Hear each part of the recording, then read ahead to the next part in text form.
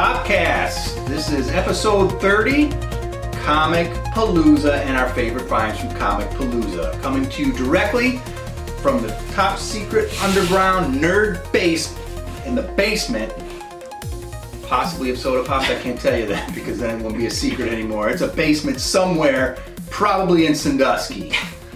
So we're gonna be talking about the ComicPalooza. And what is the ComicPalooza? What is ComicPalooza exactly? We honestly don't even know though.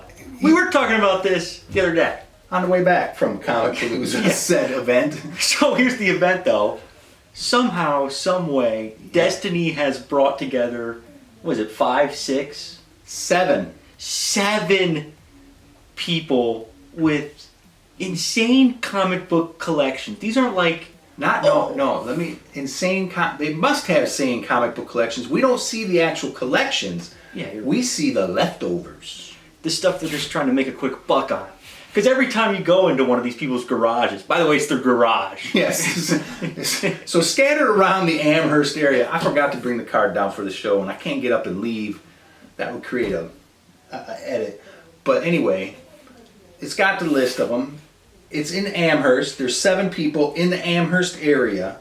And like you said... This is one of the garages, actually. That is one of the garages, actually, right there. You see, it's a garage, but they have racks. They have a spinner rack, which is a rarity. If you ever see one, pick it up if you can. You can get it for less than $100. You're getting a steal. So yeah, 7 guys. They all know each other. They're all in the same area, like we mentioned. Very close in the same area, probably 2 miles apart. Yeah, this way or that. 2 of them are neighbors. 2 of them, yes, are neighbors, like diagonal across the street. And they have these comic book, their garages are just filled with boxes of comic books, and they're just selling them. Twice a year. This was ComicPalooza 10. Although, I'm looking at their website, trying to research this a little bit. And somehow there was a ComicPalooza 11 somewhere. So I don't know if they're going backwards, forwards. It's just might be just making anything up. I don't know. But this one, so I double checked. I was like, is this 10? Or maybe they're using old stuff from the previous one before. I don't know. But let's just say 10. Yeah. It's Labor Day, Memorial Day weekend. And yeah, they just sell comic books out of their garage. Reasonable pricing all around. I mean, it's guys trying to get rid of it. Like we said, if you're in there, in their shop, they're there and they're talking with everybody and they always keep going, well, in my collection down in my basement, I got that one in my basement, and it's like, what does your basement look like at this point? What does your basement look like? I'm wondering because the your garage is full of long boxes of comics. The one guy has key issues just up on the wall he's selling, and it's like he's obviously have to have another one. These have to be like backup prints. You know what I mean? You would be getting rid of your key issues. Yeah, he's got a lot. That guy has a lot of good key issues. He's got like a wall about like that. Yeah. Probably more because I think it turns around, and he's got a ton. They all have key issues on display for sale, but that guy has a lot of them. Yeah. I'm sorry we don't know your names. We just kind of come in, get our comics, listen to the conversations, and sneak out. Yeah. But and if I had that card, I could put the names with the street address at least. But sorry, don't remember your names. But I want to commend these people, these guys. They are very friendly. They're very nice. They help you out. Very welcoming. If you have not been to a ComicPalooza, you got to go to one. I highly recommend it if you like comics. I mean, if you don't like comics, I would not recommend it. Do not go. But yeah, and these guys, they have the knowledge. They seem to kind of know what's in their collection too. Yeah, they do. Which is absurd. For as much as they have, and they just must be going through them though. You know what I mean? Because I go there and I buy some for Soda Pops, the shop that this podcast is loosely based on. Whatever that means. And I grabbed like 4 short boxes from the one guy. And it didn't make a dent in his stuff. But then there's other guys doing the exact same thing. They're buying stacks by the stack. And so he's turning over a lot of comics, but he still has a grasp of what he's got in there. Yeah. So yeah, these guys are awesome. We like going. Yeah, can't wait to the next one. Although I did overhear the conversation that the area is drying up. Yeah, probably because you guys are sucking all the comics out of everywhere. What do you guys expect? But that's what I'm saying. It's insane that there's 7 of these guys in such a close area with such big comic collections. Like, it's not like 2 of them have big collections, the other 5 are just riding their coattails trying to sell. It's all, their garages are all filled, so I don't know where they got these. I don't know how they all ended up in the same area. Because like right now, I couldn't tell, I don't know who in Sandusky, I mean, I hang around with a bunch of nerds. Yeah. They don't have big comic collections. They definitely don't have enough to be selling a bunch and keeping their own. Yeah. I don't know. But yeah. So that's what these guys do, and That's what they do. That's what we're doing today, is showing our top 5, each of our top 5 picks from ComicPalooza. From the previous ComicPalooza, just this past Labor Day weekend. Yes. So we going right into that, or we got some other stuff first? Since we're on the topics of comics, big news in the comic world. Big news in the comic world. Batman #1. This is the 4th time that the Batman title has gone through a #1. So They should just kept it going. It'd be like at 2,000 by now. They will have legacy issue numbers on these. Oh, okay, good. But it's just like, because the last one was getting up to, I think, 170-ish. So that's how many years? 12 issues a year? That's like almost 15 20 years. 20 years, yeah. Yeah. So every once in a while they reset the numbers, or they just come out with a new #1. So it's a big deal when Batman gets a new #1. Because Batman, as you all I'm sure know, he's been around. Is the main guy that the whole comic universe is based upon. And he's really the only true, like he's real, he's real, obviously. Yeah, Superman, he's just a guy. obviously fake. Like, this is just a guy. This is based on a true story also. Yeah, he's just a guy. He's not bitten by a radioactive spider. He's not from outer space. He doesn't have robotic technology he's wrapped in, or super soldier serum. This is just a guy going out there. Just a guy. You gotta love that, you know? And his other title, Detective Comics, that is currently at 1,100 issues. So that one I don't think has ever been reset. I probably have, I don't know, that's a good question. Those are the 2 comic runs that I have consistently collected, although I have Batman and Detective, though I completely stopped for probably a long time. And I just recently started trying to get chunks. When we went to ComicPalooza, I said, I'm going to grab some for myself. So I was trying to stack up on some. I probably got 600 Detective Comics, I bet, though. Yeah. So if you want to collect Batman, now's the time. New issue 1 just came out. Jump on the bandwagon. 1 of 4 Batman issue 1s, essentially. But also, yeah, if that makes sense. Hopefully it does.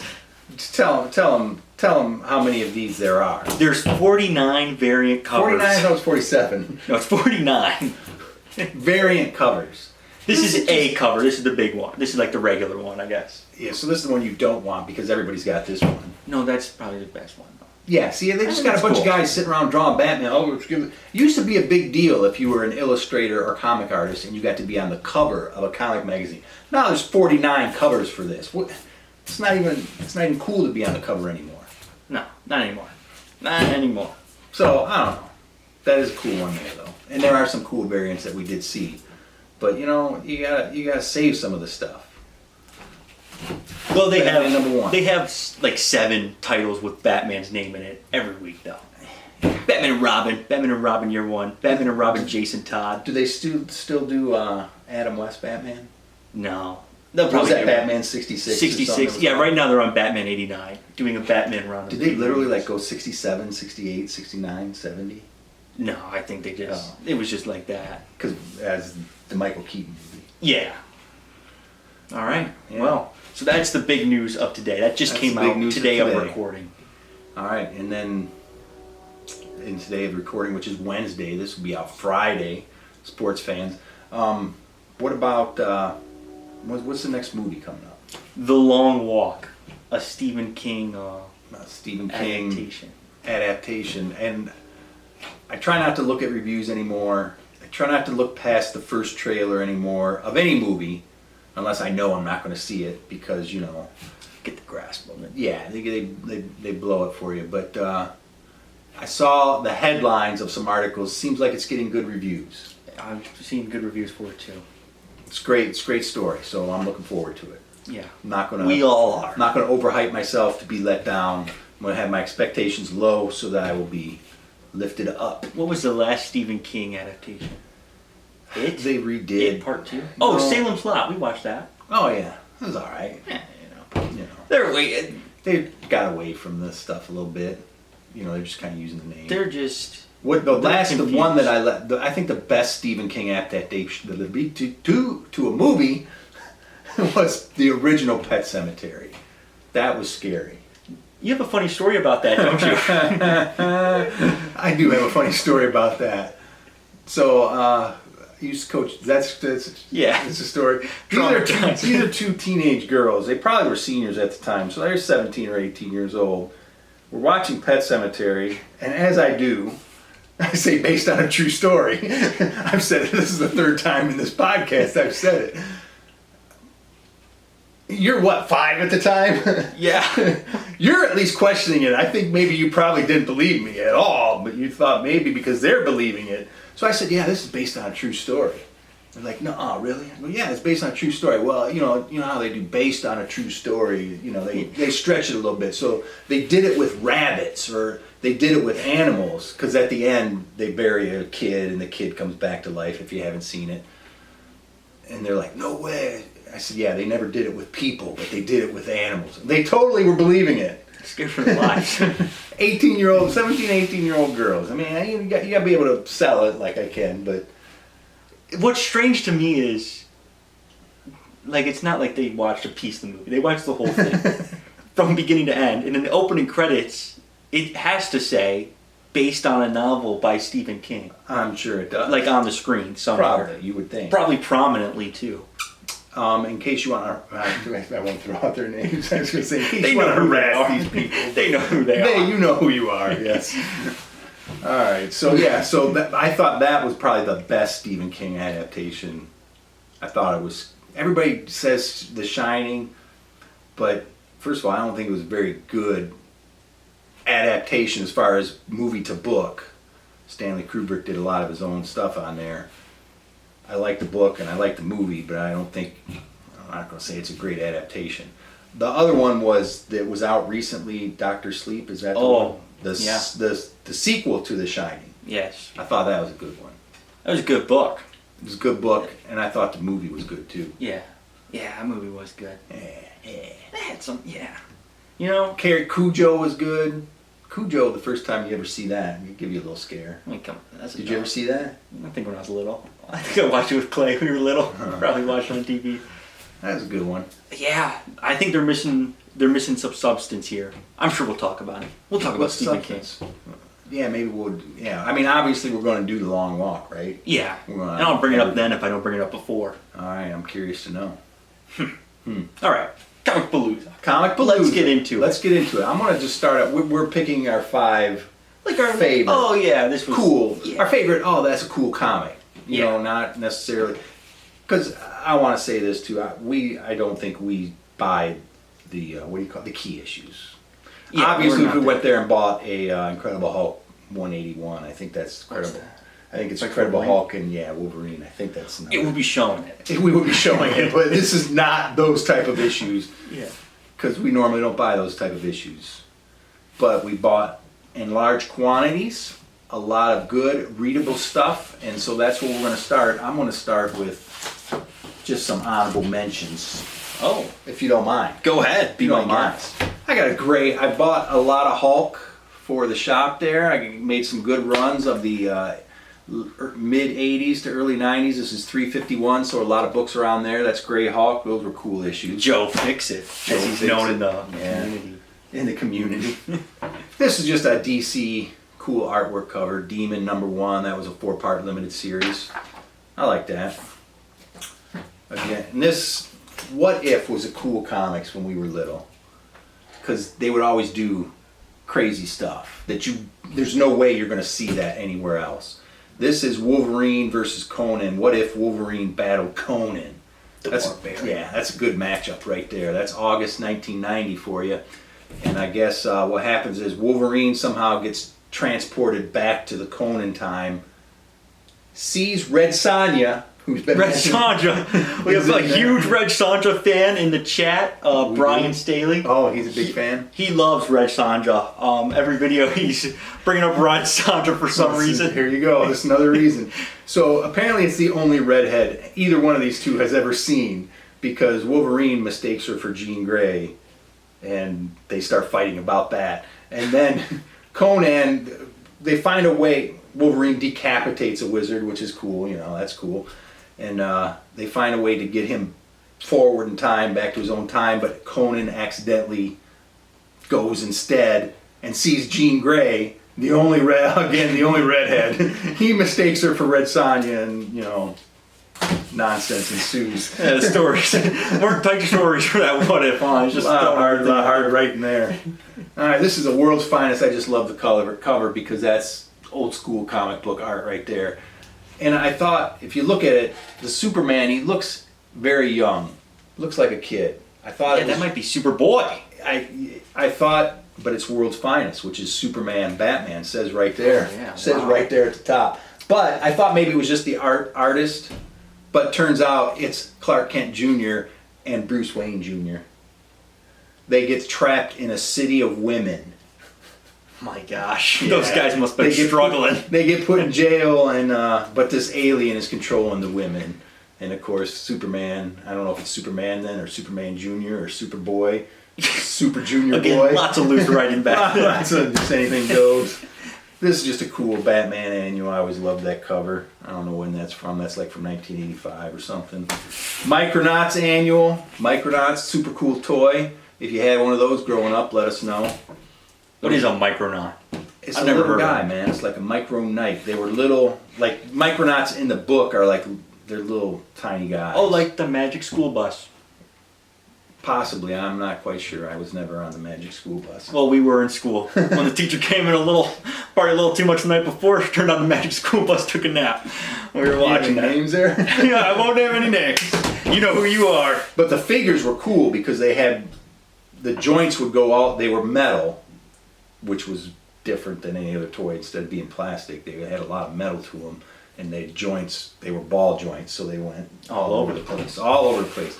And then you got Iron Man carrying Iron Man. I had to pull that out because that's just cool. And that's another one. I found a good run of Iron Man comics. Again, mid-80s to mid-90s. This is 261 right here, so a bunch of them around that era.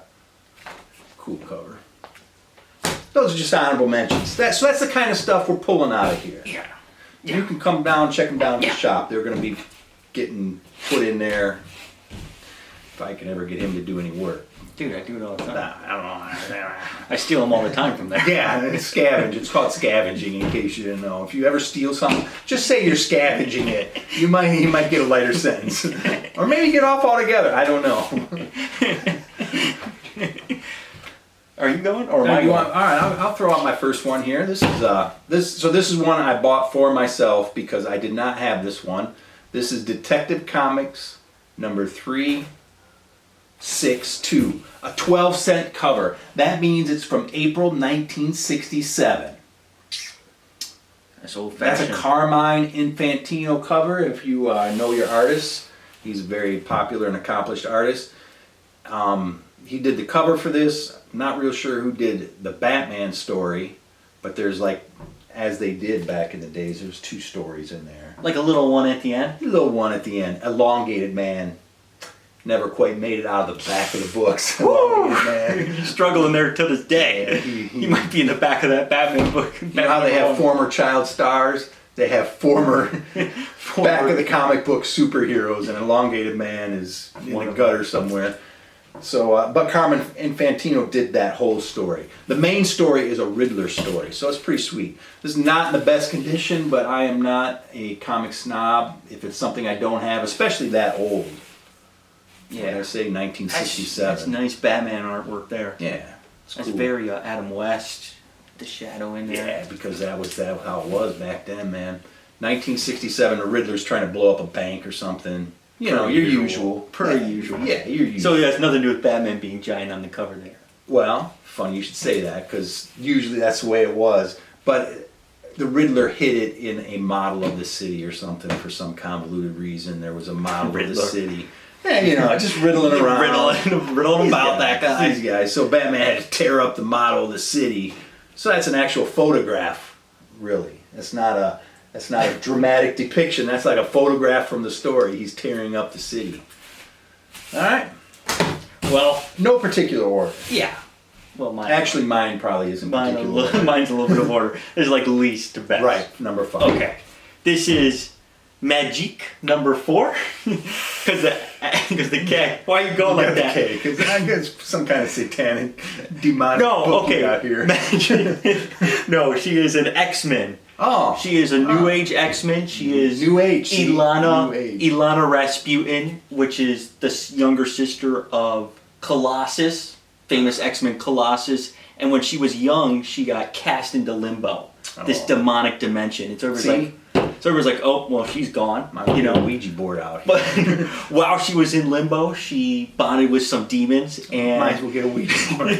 so she has this alternate persona, the Dark Child. And so it's like this demon monster that comes out of her. She has this cool sword she always is carrying around. Yeah, I've never read any of that. I mean, I remember that. Well, because what's the year on this? Do you know that? That's back in the day, 60 cent.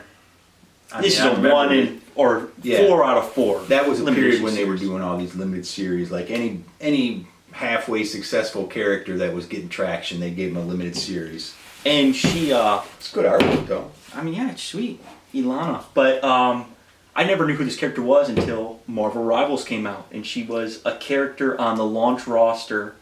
I was like, what is her deal? Why? How did she get in? How did she? Because all of them I knew. Like, even like Squirrel Girl, I was like, you kind of know her. Then there's this girl with a sword, and then her ultimate ability is the Dark Child. And I was like, I gotta find out who that is. X-Men. And then she also has an ongoing run right now, so she's getting some traction these days. She's in the Ultimate Universe, a key player. So you found that at ComicPalooza, and where did you have the other issues, or you just I have all 4. They were all from the same pick, right in a row. Right in a row. Boom. There is an order to the madness of ComicPalooza. Sometimes. Yeah, sometimes. Depends on the vendor. But again, going back to ComicPalooza, a lot of dollar boxes. I mean, they have their key issues. Those, you're not going to steal any of those. But the other boxes are, for the most part, dollar issue. Yeah. $1 an issue, 50 cent an issue, and then they'll have some that are priced, accordingly. Yeah.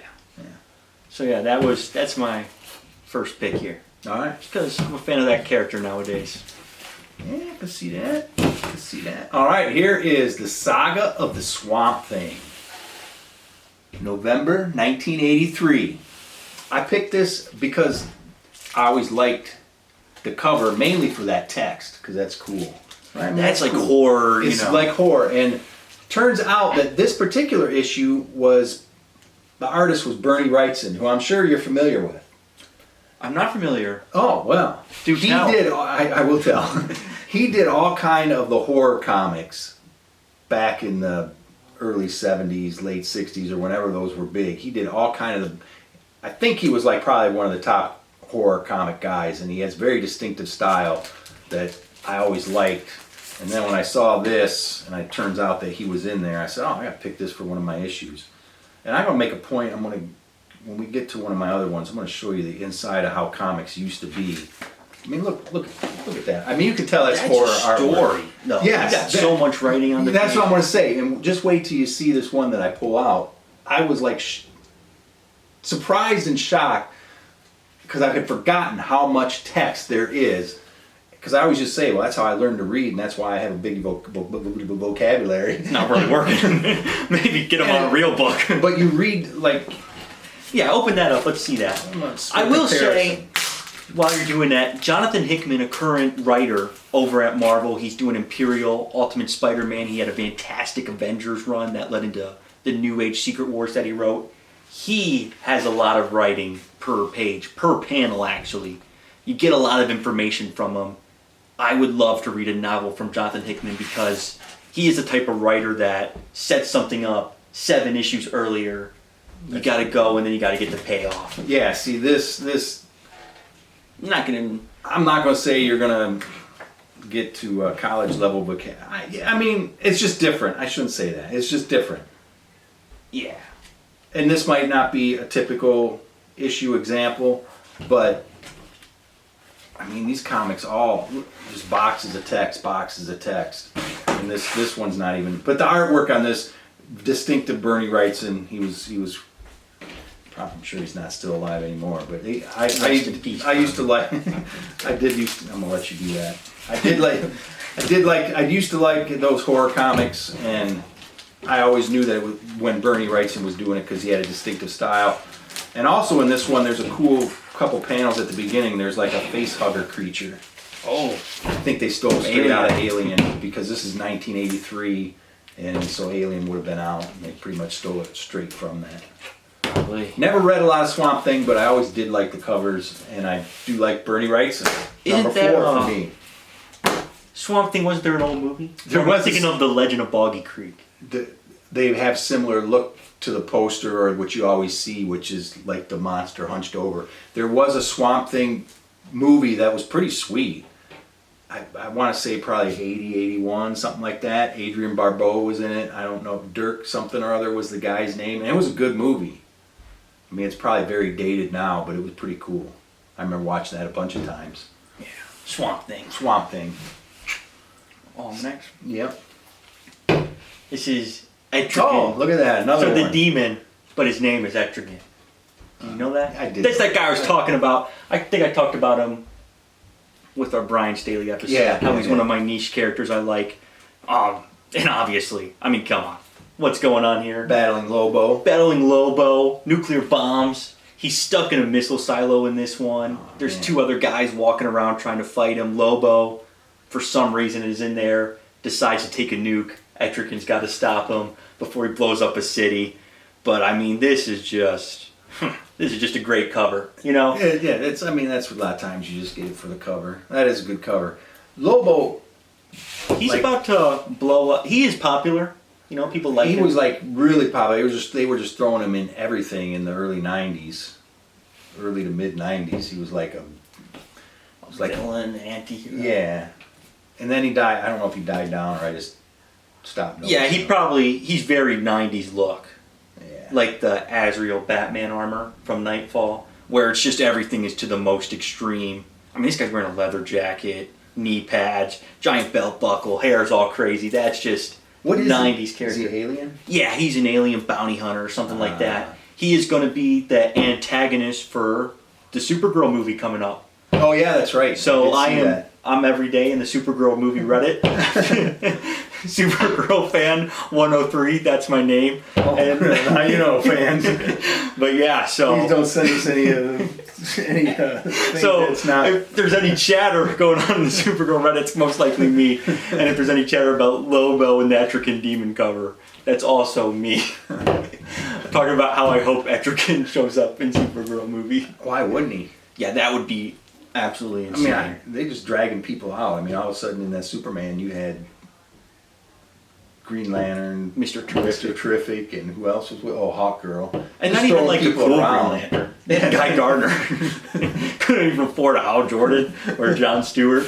No. But yeah, I just really like that cover. I think it's just over the top. They're just throwing nuclear bombs at each other. Come on, that's awesome. That's something right there. All right, I found me a gem here. Daredevil number 92. I wasn't sure if it was Daredevil because it says Daredevil and the Black Widow. You know, I used to do a lot of like stupid, weird Marvel's Greatest Comics, weird team-ups. But this is actually the original run of Daredevil, and it's number 92, October 1972. And it's a good one. It's got a... But I was reading through the letter pages. Somebody was not very happy. You know, they used to have letter pages in the comics. Yeah, George R.R. Martin actually is published in a Fantastic Four issue. A little kid. Little George R.R. Martin wrote it. Little Georgie. Too bad he can't write the rest of those books, I'll tell you what. Well, that took him from when he was 3 till when he was 7 to get that letter. They were like, they restarted Fantastic Four by then and thought he was with it. Yeah, they thought he was right on target. But it's called Let's Level with Daredevil. That's the name of the letters page. They always would, you know, back in the Stan Lee era, they had rhymes a lot or alliterations. And he was a big complaint about the team up between Daredevil and Black Widow and how it was going to ruin the comic. So if anybody could track down Michael Suchaki. If you're watching Michael Suchaki. He could be watching. Let's have him guest star. It's like a 12% chance he's watching. We'd like to have you on the show. But cool cover. I mean, it's Daredevil and Black Widow. You know? What's the Black Widow design? Because, you know, back in the day she used to wear like that light blue dress with those weird glasses. Oh yeah, way back. So in this the day. is like a new this is a age. newer one. Yeah, it's black jumpsuit or something, black spandex. You know, pretty minor guy. The blue Talon, probably a one-issue guy. Yeah. Couldn't afford. Yeah, couldn't afford a real villain for this What's issue. that guy? The Mandarin. Couldn't afford Yeah. the Mandarin for it. Yeah, a lot of cool stuff going on there though. Daredevil getting whipped. I just liked it because it's old school. Black Widow, Daredevil 92. It's my oldest Daredevil. Speaking of Marvel Comics Presents team-ups, here we have Ghost Rider and Cloak and Dagger. Ooh. Now, this is a cover by. I did not look into it because I didn't want to ruin what could be a gem in here. Now, this is... Like, look at this. Look at this. Okay? Dagger in a princess outfit. There's a dragon here. Oh, to me, that just speaks. This could be a medieval adventure. It's not. I can't imagine. Ghost Rider's still in his little leather outfit and cloak. You can't really change that. You know, he can spot on with that name. But, oh, it just makes me... You're I look afraid- at it. Did you open the issue? No. Not yet. Because I'm looking at this cover and I'm just like, what would be awesome is if... Maybe it's like that Batman. He really is just destroying a whole city. I don't... But listen to what would be awesome. Is What? if it was medieval fantasy with Marvel characters. DC did this recently. Dark Knights of Steel. Yeah. What a series. It's awesome. There's houses like the Wayne is a house. Amazon is a house. Game of Thrones-esque. At one point, Batman in night bat armor. It's like night armor, but Batman eyes. Is riding on Beast Boy, who is a giant dragon. Okay? That's the kind of level of writing we need from these people. And this could be it. Like, this made me think this could be what Marvel does. Dagger gets taken by an evil henchman of, let's say, Fin Fang Foom. This is a made-up Fin scenario. Fang Foom, yeah. And he's a dragon over the land. However, as has happened in this show several times, it could very well be what you see next week somewhere. Yeah. So Fin Fang Foom is going to use Dagger's light powers to enhance his abilities. A fallen paladin, aka Ghost Rider, goes on a journey of redemption to save the princess. He's got full paladin gear that turns on fire. Oh. And then he's teaming up with this ranger cloak, this Could also mysterious spin ranger. that off into a D&D module. Dude, it could be D&D. You could Hawkeye as Legolas. You know what I mean? It's medieval, epic fantasy with Marvel characters. You take it all into one map, so to speak. And you have house. Wakanda is a house like Game of Thrones. Atlantis is a house like the Greyjoys in Game of Thrones. Just an epic, sprawling fantasy adventure. Epic, sprawling fantasy adventure. That's what I get For when the I whole look at this family. cover. That's what I get when I look at this cover. Just because she's in a princess outfit. I'm betting that's not what's inside there. No, you could have packed all that into one issue. But you know how cool something like that would be? That'd be pretty cool. Oh, I mean, We're just giving away ideas here, people. she looks great in that princess outfit. Imagine that. That's a classic damsel in distress. Classic. Fallen paladin Ghost Rider. Captain of her That's a guard good Steve scenario. Rogers. Oh, and the that's- Iron Sentinels. Oh, Gotta defend the kingdom from the Atlantis invasion. While the princess is returned. Oh, so Namor would be in this? Yeah, Namor would be ruler of Atlantis. It'd be like Game of Thrones, you know how they have the houses? Yeah. And then there's the leader house. So Namor would rule the house of Atlantis. And since the princess is gone and her power of light with her, the kingdom's defenses are low. So Atlantis takes their opportunity to attack. Sounds cool. It's not in that issue now. It's not That's in why I that refuse to read that issue. All right, this is a great one here. Great classic artwork, great classic characters. See, this is what I was talking about. This is Marvel's greatest comics. It's Fantastic Four, but it's not Fantastic Four. It's Marvel's greatest comics. Starring the Fantastic Four. It's number 3, 20-cent cover, meaning it's from July 1973. Is Medusa, Black Bolt, Hercules, Lockjaw? Those are Inhumans. Inhumans, Except that's what I Hercules thought. is usually a god. Well, he's Inhuman too then. Well, he's now an Inhuman. Yeah, because the other ones are all... Medusa Yeah. and Black Bolt, they're the rulers of the Inhuman. So Wherever they this are. guy, all those guys are in here. Is this the one? I think this might be the one that I want to show the pages to. It might be the next one too. So there's a lot of. I mean, look. That is a lot. Oh, there it is. There's the money. You can't even read those words. You can't They're even so read small. it. It's so small. What's going But on? just packed. Just packed. I mean, this takes you some time if you're a kid to read through that. You get your money's worth. But it's got Claw. Then you got these sweet ads, man. Look at them ads. 3D glasses, 3D glasses, X-ray glasses. And Claw is Ulysses Claw. Yeah, look at that. Wow. I mean, what are they even saying? Who even is talking that much? In real life. Mr. Fantastic. Yeah, Mr. Fantastic. He's always gabbing. Ulysses Claw, you might have known him. Andy Serkis. Oh, that's who that is? Yeah. Super cool. But so he obviously does not look like that. No, super cool story. And to the Mr. Rogers, Mr. Fantastic sends a message to the Black Panther in Wakanda to get some vibranium bracelets to block the sound so they can defeat the murderous master of sound, Claw. So this has got a lot of people in it. Yeah, you got the whole Fantastic Four. The Thing is fighting, throwing stuff around. You got Claw. You got the Inhumans, and although Black Panther doesn't appear in it, it's just like one panel. I sent a message to Wakanda to get these blades, which they must have mailed to him or something because he's just got them now. Which, overnight shipping. Yeah, overnight shipping. I don't think they had it back then, but whatever. So cool cover, cool artwork, cool characters. 1973. All right. Ooh. This one I didn't even know was a thing that existed, but I saw it and I had to have it. It's very different from their usual movie, Marvel Comics Presents movie ones. I think it's just one issue. Yes, that. The Blade Runner Marvel Super Special. So City News would have because these would not be on the comic rack. Oh. These would be mixed in with the magazines. Because you're right. This is $2.50. Yeah, which back then was like $20. Week's allowance or something. I wonder what this is from.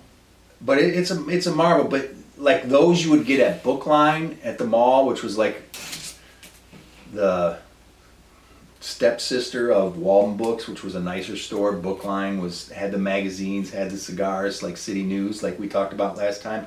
But it would be in with the magazines. They did that for a while for all the movies. Like I think they had Star Wars, Jedi.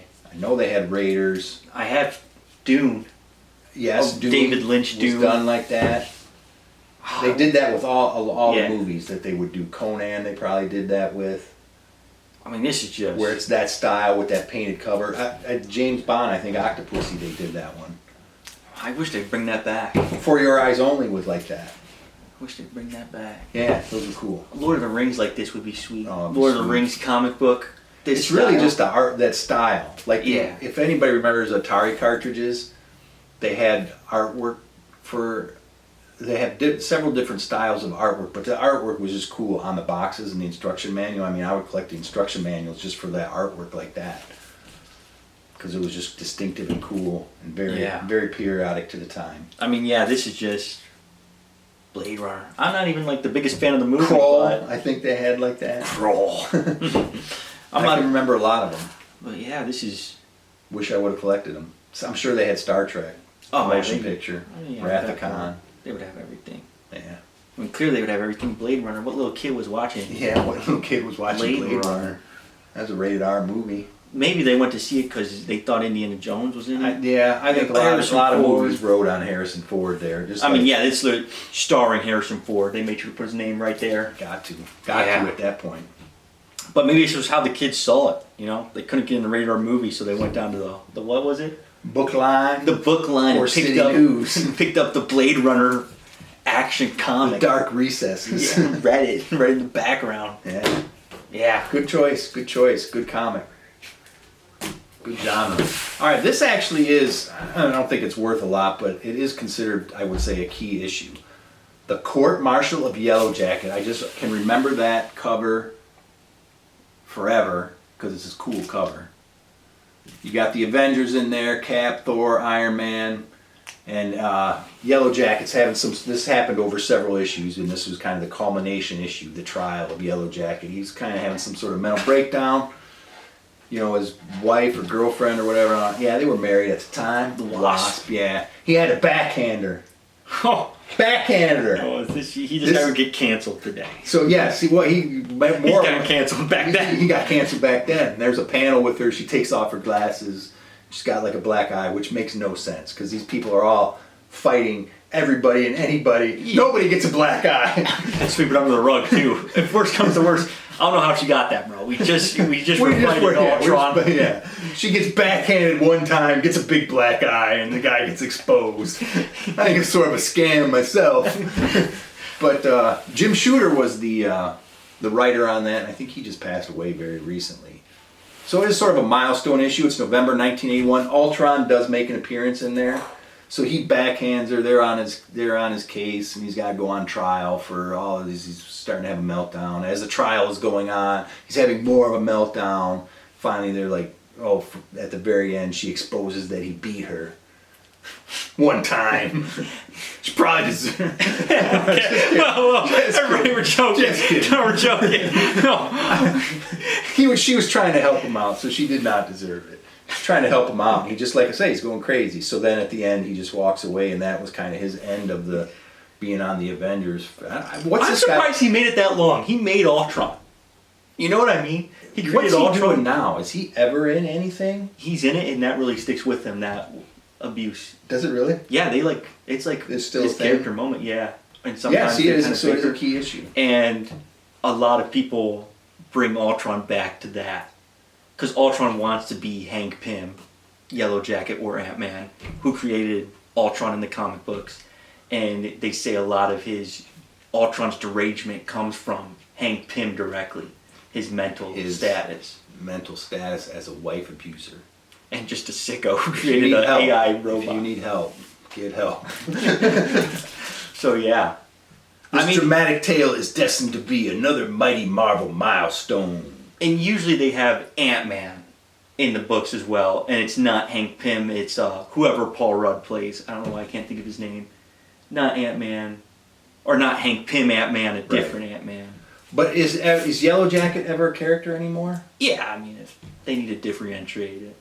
If there's Ant-Man on the Avengers and then they want to bring Hank Pym in. Because like I said, it's mostly whatever, I can't think of his name. So then Hank Pym will always be Yellow Jacket. Okay. Because I just remember that cover. Jerry Runkle had this one, and it was I think one of his favorite issues. And I just remember that cover. Was that his favorite issue? I don't know. Related to Yellow Jacket? Because it was Yellow Jacket. He liked Yellow Jacket, so maybe he. I don't know. Who knows what's going on? Yeah, who knows what's going on? I don't know. But cool issue. Avengers classic. Jim Shooter, good writing, good issue. And maybe an even more controversial issue. Here we go. Which, yes, this is... What's the date on that? 1989. Back when you could do this sort of thing. I don't want to get canceled. Just don't say the words out loud. I don't know if... Everybody will know. So this is Detective Comics Annual Did you read number 2. No, I don't read this propaganda. I read that. I have that in my collection. No, this... I don't really know where this story comes into play at. But one of the stories in here was a young Bruce Wayne teaming up with a veteran detective, solving a case, and they kind of say this is where Batman learned a lot of his detective skills was from this guy, Harvey something. Not Harvey Bullock, the fat guy that not Harvey Dent. Around. Not Harvey Dent either. There's some Harvey detective. Gosh, that's 3 Harveys in the Batman universe. Yeah. I think that Harvey's just a one-shot. Yeah, and this is just like a one, he's an old-time detective. Let's make up a guy. What's his name? Harvey. Okay, yeah, sure, we can use it one more time. But obviously this is a cover buy, because who even knows what's going on here? It's Batman taking down crime, man. Yeah. Plus Who's Who, featuring Mark Waid, Brian Augustin, Val Zemeckis, Michael Bayer. Don't know none of those people. Probably. But yeah, this is an annual. It says Detective Comics Annual number 2. You know, do they even do annuals anymore? They don't. Yeah. Do they really? Every year they put out one. No, do they? Yeah, an annual. I think it was not a thing for a while. But yeah, I mean, just look at that. That's just that's a cover worth 1,000 words right there. Yeah. And that shows you Batman is based on a true story. It's real. But it also is like he's a real person. You know, Bruce Wayne may be a rich billionaire, white crime, but Batman knows no limits to racial justice. He'll take down whoever.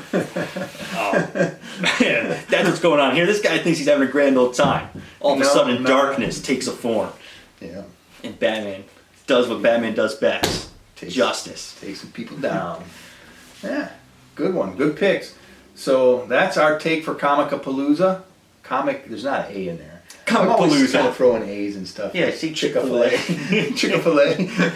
It sounds much better than Chick-fil-A. Chick-fil-A. Who knows? Adds a little pizzazz to it. Chick-fil-A. ComicPalooza number 10. We'll be looking forward to ComicPalooza number 11 or 12. Not really or sure. 9, depending on which way we're going. We don't know. They're counting down to something.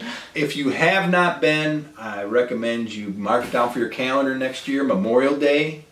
Get in there. There's a Facebook event or page, and you can find the guys on there, and so you can be notified when it comes. But I'd shout out to those guys. Thanks for the work you do. Yeah. For your blast community coming out there. and your people. Yes, absolute blast coming out there, and we look forward to it next time. And next week we got another show, probably The Long Walk. Is that right, or is it 2 weeks? No, that is next week. The Long Walk's next week. I think it comes out the 13th. Are you positive about this? Isn't next week the 13th? Today's like the 3rd. So I guess probably. Yeah. Most likely we'll see you next week for The Long Walk. Thanks for watching. Make sure you hit the like and subscribe. And comment. Yeah, we'd love to hear some of your favorite Comment your top Tim 5 Schnurr, comments. I know. He's probably already got it written down. He's probably Go got it ahead. written Leave down. the comment, bro. Submit. Tell us your favorite superheroes. That's pretty general and lame. Tell us your top No, 5. You know what? Tell us your top 5 favorite issues of all time. Dig them out of the cupboard. If you've been to ComicPalooza, tell us what you picked up. But if not, how about the most expensive comic you ever bought? When they bought it or what it's worth now? Oh, when you bought it.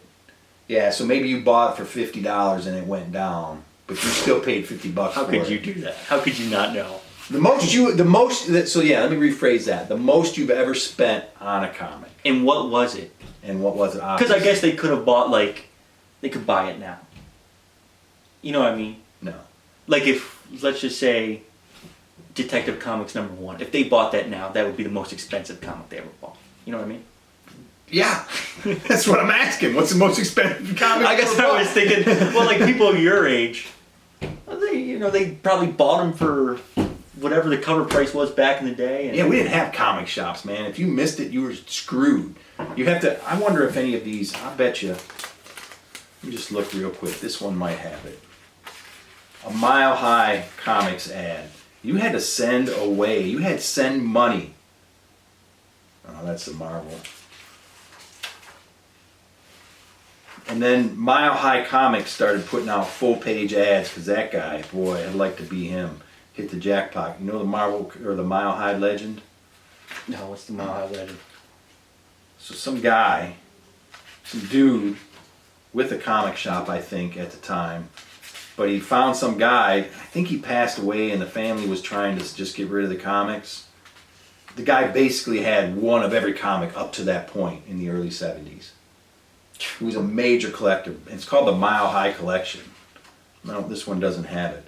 So he took out a loan, bought that sucker, and it's Mile High Comics now, which if you have not been to Mile High Comics in Denver, you're in for a treat. You can't even begin to imagine the number of comics at that place. It's a giant warehouse. It's huge. It's huge. They have, I counted and I forget, hundreds of long comic boxes out for you to look at.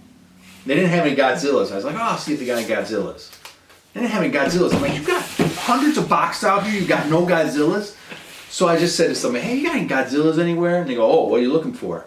Then I started to expand my vision and look beyond the hundreds of boxes which had my attention. And the room's as big as a big gymnasium, at least. Bigger than that. But then behind, you don't really notice until you really look and go, oh my God, there is, I don't even know, 100-foot aisles going back 100 feet of shelves stacked this high, holding the long comic boxes. So there's probably 5 or 6 boxes high, each on its own shelf, going back 100 yards, and I literally was walking across these aisles going back. So it's not like there's 3 of them, which would be impressive. It's, you can walk past them, and there's aisles going back 100 feet, probably more, of stacks of long comic boxes. On the one side, and then they got the same thing over on the other side. There's more comics than you can even imagine. I think there's documentaries or YouTube videos on Yeah, it. there's gotta be a YouTube video. Yeah, there's gotta be. And at the It's very insane. least a guy walking around. Yeah, at least a guy going like this. But it takes you time to walk past. Not the long way, this way. You just keep walking past aisle after aisle after aisle of shelves. I don't even know how you begin to sort. And then, yeah, when I first walked in, there was like a pile of long boxes. Not a pile of comics. A pile of long boxes. We haven't got to these yet. Take a look through them. They're trying to get rid of them before they even look at them because it's just going to be a hassle to go through them. But if we can get somebody to buy them before we even look through them, that's even better. So it was crazy. It was crazy. Speaking of, Dave Baum, I talked to him on a text message. He said he just picked up a big collection. Dave Baum is local comic book. Yeah, the Pop Shop. Actually, that's where we got That's that. where we get them Batmans, our new comics. So he just picked up. So the Popapalooza people got some competition in the Sandusky area. Now we should. I wonder. You know what? If you're in Sandusky and you have a collection that size that you can sell out of your garage, all your extra junk, leave a comment. Maybe we'll have a Sandusky Palooza. It'll probably be us two. Let's get together. Yeah, we'll just come by. I don't have enough to say. Actually, I do probably. I haven't even been able to sort through some of this junk here. If we could turn the camera, you'd see my junk that I want to get rid of. But I gotta sort through it, you know? You gotta do it for the people at Soda Pops so they can come down and get their comics. All right, somehow we were exiting this show. We talked. Yeah, all right. So the camera's running out of battery. Nah, I don't think we're anywhere near that. That was a record episode with Jim Lamb. Actually, it is running out of battery. Yeah, I you see see it that blinking. All right, we haven't been talking that long, but thanks for watching. Leave a comment about the most you've ever spent on a comic, and if you're in Sandusky and have a bunch of comics to sell and could support a Comic Palooza, maybe we'll get something together next spring. Yeah. Maybe.